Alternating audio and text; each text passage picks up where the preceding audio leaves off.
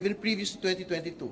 And for SALN, it is 2007, which is the start of her public service, would provide us a picture as to yung pong kita niya bilang a public official, yung pong mga kayamanan po niya, particularly assets, no, na nakuha over the course of these years, at yung pong mga utang na talaga pong nakasalang, no, doon sa kanya pong SALNs. And more importantly, we would see a pattern there, particularly kung ano po yung mga hindi dinidisclose ng mga pag-aari. And like what we had previously stated, there are new evidence, no, relating to that. No? So, dalawang two-pronged yung pong impact nito pong mga bagay na ito. So, a look at the financial picture and a look as to whether there are particular line items that had been omitted from the SALN of the Vice President. So, ano yun, as an example, yung cash declarations, and secondly, yung pong firearms declarations na specific to the SALN law, kailangan pong meron disclosure. So what happens if the defense insists na dapat ang gamiting documents ay 2022 onwards lang po? Well, then they can insist all they want. But that is our evidence. So it is up for the Senate Impeachment Court to appreciate this particular type of evidence that we have. Sir, pero as a refresher lang, bakit ba hindi pa siya mabuksan-buksan? As a refresher lang naman.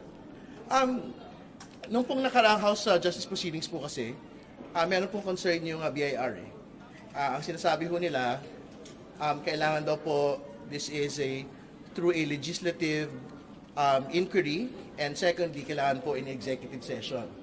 Ang position po ng ilan sa mga miyembro po ng komite, this is not a legislative inquiry. This is an entirely separate work of Congress, which is impeachment proceedings. No? So, kung yun po yung posisyon ng BIR, hindi na ho talaga mabubuksan ito.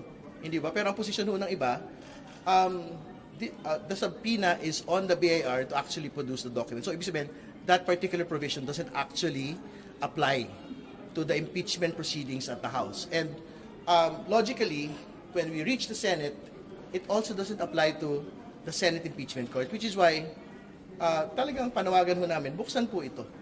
No? Kumbaga, it doesn't need yung pong sinasabing exceptions doon po sa code po ng BIR para mabuksan po ito pong box po na ito. Sapat-sapat na yung pong kapangyarihan ng Senate Impeachment Court para buksan po ito pong BIR box. Sir, si Mary Grace Piatos po, Congressman Chu confirmed that she's one of your listed witnesses at the trial. How important it is po para mag-include si Mary Grace Piatos doon sa mga listahan ng testigo ng prosecution? Well, mahalaga po yung Mary Grace Piatos kasi nasa sentro siya eh. Nung pong kontrobersiya, nung pong paggamit ng confidential funds, no? Yung existence or non-existence po ni Mary Grace Piatos, yung pong smoking gun, kung talaga nga bang tama o mali, yung pong paggamit ng confidential funds. And going back to the COA report, marami po doon ay obviously hindi ho tamang paggamit ng confidential funds. Kaya nga, in each and every year na mayroon po confidential funds ang pangalawang Pangulo, may mga pinapasoli ng mga pera sa kaban po ng bayan. Sir, establish na ba na totoong tao si Mary Grace? Well, that is something that we will have to see in the next couple of weeks. Kung sabi ng PSA, wala siyang civil records, etc. Abangan ho natin on how the prosecution will actually undertake this particular aspect of the proceedings. And then Sir Michael po, sir, kasi he already mentioned, sir, na witness din daw po siya ng prosecution. Well, kasama noon ho talaga siya doon sa very relevant witnesses po on how confidential funds and the entire operations, no, of DepEd and OVP had been undertaken. So, we will subject him to the witness stand, di ba? And allow din naman ho to cross-examine yung pong defense, no? Pagkasinalang po siya. And sinabi naman din po niya na for as long as it is within yung pong kanya pong trabaho sa OVP at sa DepEd, think wala naman ho siyang pagtutol sa bagay na yan at ginagalang po namin. So, Odo Parandags, kasi yung investigation niya mainly on former President Duterte. How about anong relevance niya on the Vice President? Well, on other matters na hindi pa ho fully disclosed, siguro we have to wait for the pre-trial proceedings to end, no? Para ho we can discuss it further. So, sir, sa first day ng trial, ano yung unang article na itatalakay na pagkasulat?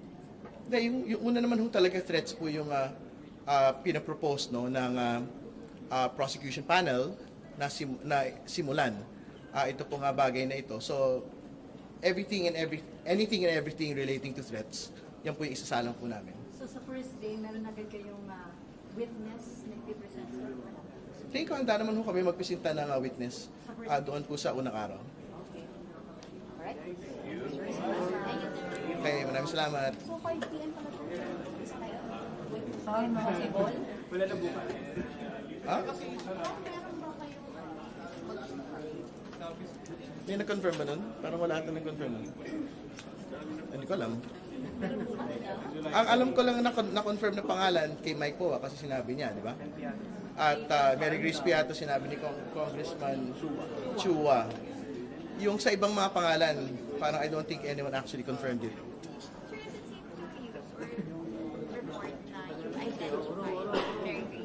I identified? No, it was Congressman Chua that actually said that Mary Grace Piatos, in fact, is part of that list. Thank you. Mamaya, may programa po ba yun? Kantahan? May ba yan? Baka pwede na. We will see. We will see later. Kung yung sa BIR box, it's no longer for you to decide sa Senate impeachment as an impeachment court na yun. Mamaya, I think we will still request later inside kung it can in fact be open. Pero technically, wala na kayong say doon, impeachment court. Then later, mamaya, I mean, if they reject it today, then that is when that question will be relevant. Okay yung marking sa box per se.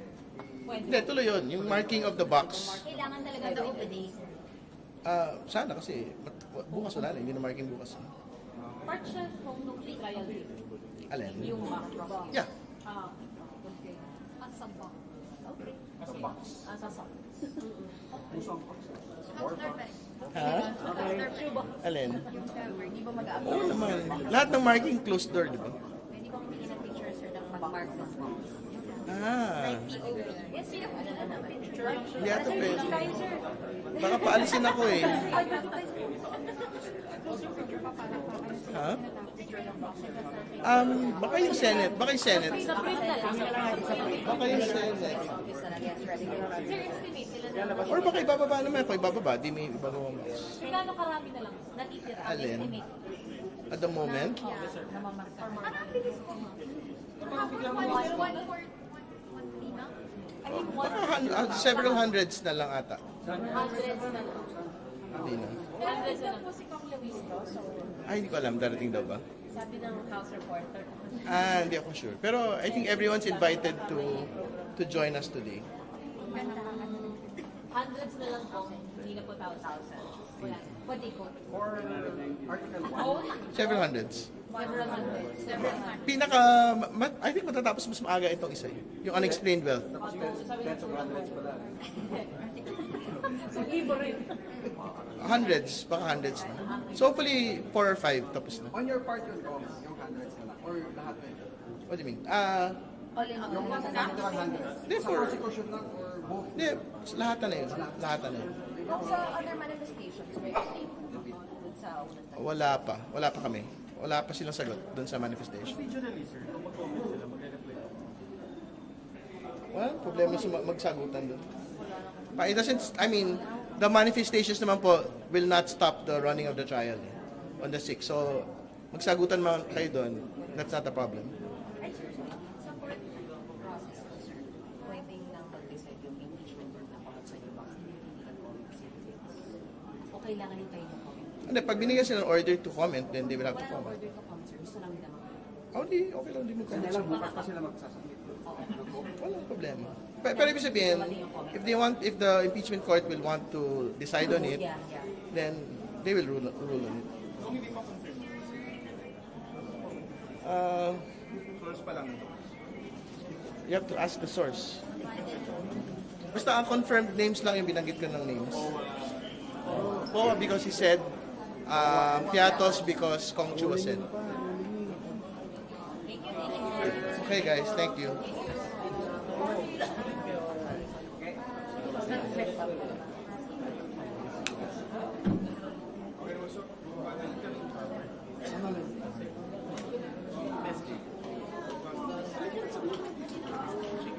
COA because